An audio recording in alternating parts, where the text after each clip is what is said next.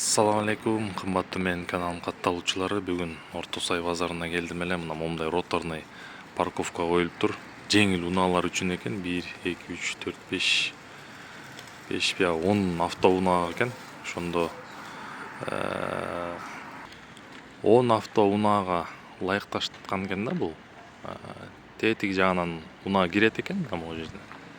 Анан өйдөнүгөстө көтөрүлөт окшойт да. Тиерде баскычтары бар экен.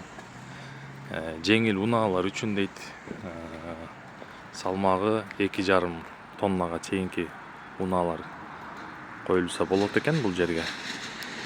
Абдан сонун жасалыптыр негизи, менин оюмча. Силердин комментарий оюңар кандай? Мына мисалы аянтчасы 5ке 5 окшойт. Узуну бир 4 этаж үйдөй десек болот да. Биздин шаарыбыз үчүн абдан жакшы жаңылык десек болот экен.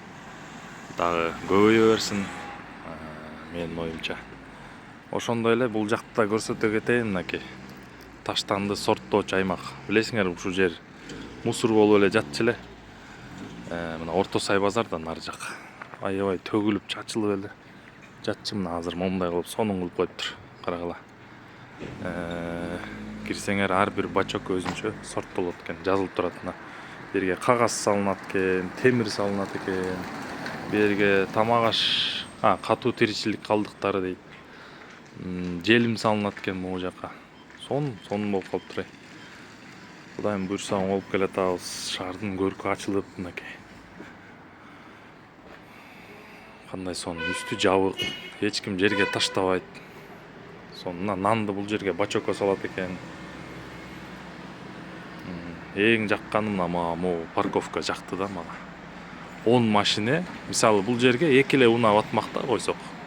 Бул жерге 10 машине батып атат мынакей, 10 унаа. Буйрса эми бул тестовый биринчилерден болуп коюлуп атат эми. Я думаю, жакшы эле болот болуш керек. Оюңарды жазып кеткиле, комментарий калтырып кеткиле туугандар.